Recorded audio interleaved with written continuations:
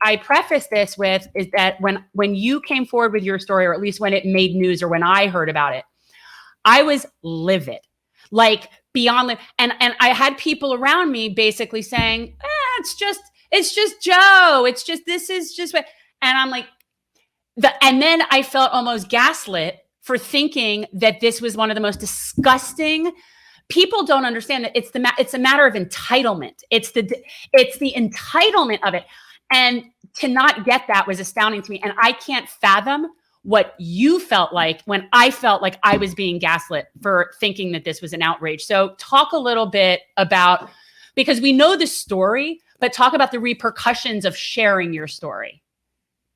Well, I mean, I think that the repercussions are what all women who speak out against any powerful man experience, right? My character was attacked, my motivations were attacked. I mean, every last possible conclusion that anyone could possibly think of was made without my consultation, without input from me. Conclusions were drawn, and bottom line is that you're a terrible, vile human, and you're clearly only doing this for attention, right? Like, that's what happens to all women. It's the MO, it's what happens. And so I was really mentally prepared for all of that. For me, from the very, very beginning, what I said was that yes, it was about talking about behavior that had not been treated with the appropriate response and the seriousness that it deserved, but that it was also that Joe Biden was in a position to actually demonstrate leadership, because it wasn't just him, it's all men. I shouldn't say that, it's not all men. It is the patriarchal system under which we as women have to live in, right? And that we're socialized from a very, very, like, the moment we're born, right? And if you look at Cuomo now in the situation where literally the exact same words that Biden said was like, I'm just a friendly guy. I hug people, I kiss them on the cheek, and so my thing was always, it's just so fascinating to see how, unfortunately, so many people on what I call our side will go through these mental gymnastics in order to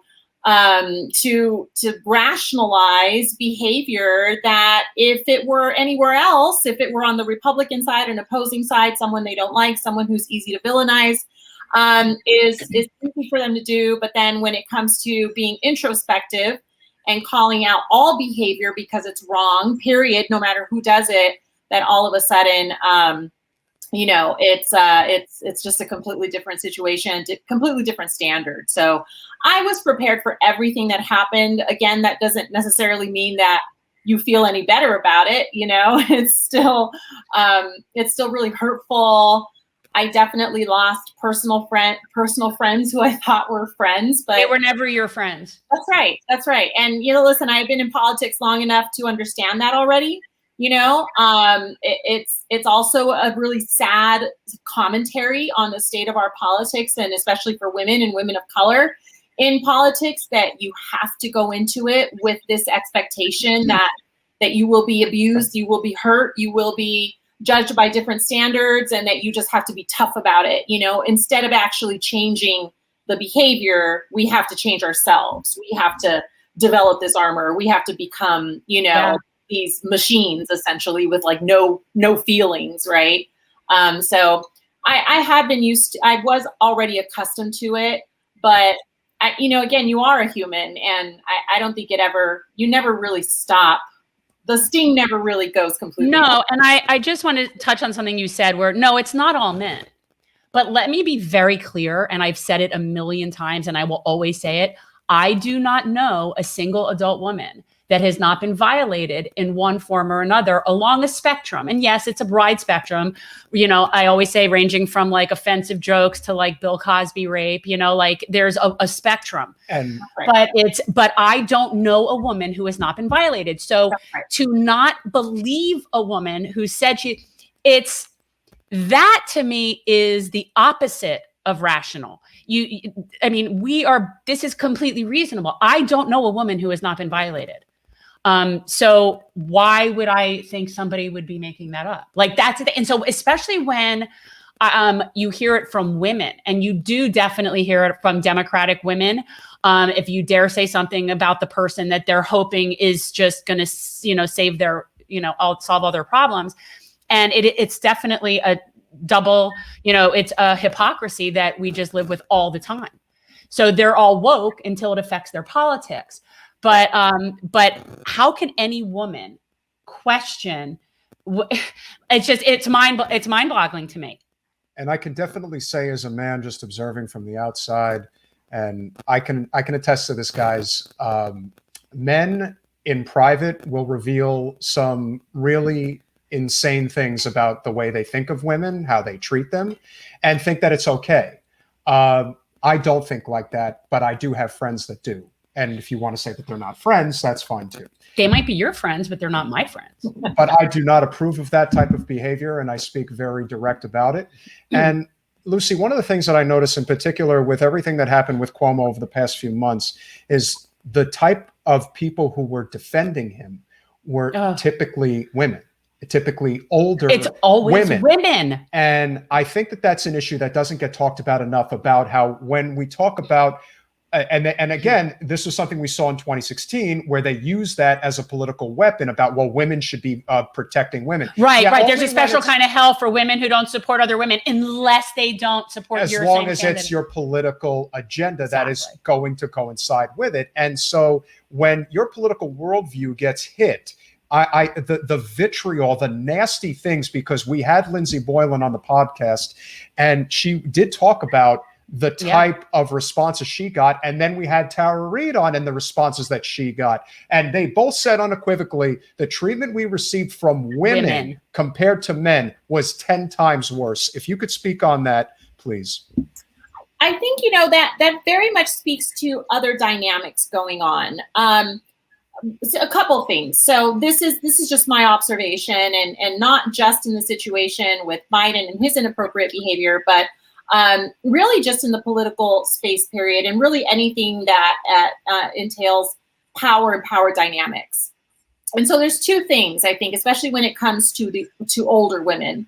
One, I think there's a lot of internalized misogyny going on. I think that there's this phenomenon. This happens also with people who break cycles of poverty and really get brainwashed into the bootstrap mentality. This happens there too, where basically they kind of look at it like, well, I went through that, I experienced that, I survived, you can too, right? This is no big deal. And so it's a minimization that occurs because they're like, well, I went through it, I did it, and look at me, I'm fine. You're fine too. Stop making a big deal. You're so sensitive. You're this. And so I think a lot of it just becomes internalized, and it is internalized misogyny. It's that, so many of these women, especially the older ones, that would literally say things like that, like, oh my gosh, she could have just said something, or why didn't she just slap his hand off her back, or why didn't she just slap him when he kissed her, and all these things, like why this, why that, when they know damn well that those dynamics are complicated, and that most women, if not probably all women, would not dare do anything like that, right? Like, and it's so easy for them to judge because, again, they have really internalized all of these messages, their own experiences, what they were forced to go through and what they were forced to accept. And now we are in a space where this generation and younger generations are being empowered in such a way where we're saying we don't have to accept that anymore. This is not Mad Men. This is not the days of 70s backslapping old white man politics. That's not what this is. And we are going to begin to speak out now. We are being empowered to do that. So that's one. The second thing I think is that it's really just a matter of power dynamics and adjacency to power. You see this a lot when it comes to white women, especially in how white feminism protects white feminism, right? It protects its own members. And so you will be a woman up until your power structure is threatened. And so voting rights, right? When suffrage movement, when white women were fighting for their right to vote, they were like, listen, Black women and Native women, y'all are going to have, we're not even thinking about Mexican women because, you know, you're over there in the other part of the country. We're not even sure if, you know, what's going on with old Mexico, you know, so it's like, it's all this thing, right? And they're like, we're going to deal with ourselves because we're the ones that matter and we don't need you.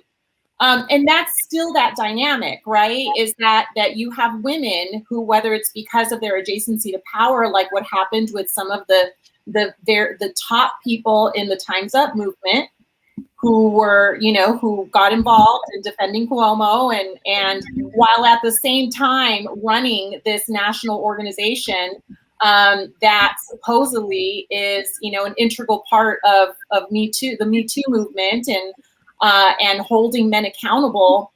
You know, you have those same women who are turning right back around and advising Cuomo on how best to attack women like Lindsay, right? And that has absolutely nothing. I don't think it has a whole lot to do with internalized misogyny at that point. I think all of it has to do with their adjacency to power. And the only way in which they can hold on to that power and that influence is by protecting their positions. Right. And at that point, it's self-serving. Right. At that point, it's just completely self-serving. And that's what, and it would be done for by whomever was in that position, male or female. And it's a question of protecting that. And then it's a question of morals at that point. Right. And so I think that you have those two dynamics that are happening all at the same time. And that has happened with women since, you know, since the beginning. And it will, you know, to a certain extent always happen. And again, that same dynamic occurs within Democrats, within, you know, folks that are interested in protecting, you know, power structures. And so when it comes to calling out inappropriate things, calling out bad behavior, literally speaking up for supposedly the morals that you have, right? All of a sudden that goes out the window because folks are more interested in those other. Not all of us. Not all of us. No, of course not. Of course not. And you know, luckily there are plenty of us who, you know, who that's part of the reason why I'm no longer in politics, right? I had to step away for my own. Thanks for watching. If you want to support our mission to transform politics into service, please like this video, subscribe, follow us on social media, and consider joining our Patreon, where you'll get early access to our interviews as well as other exclusive content. Links are in the description. Peace out.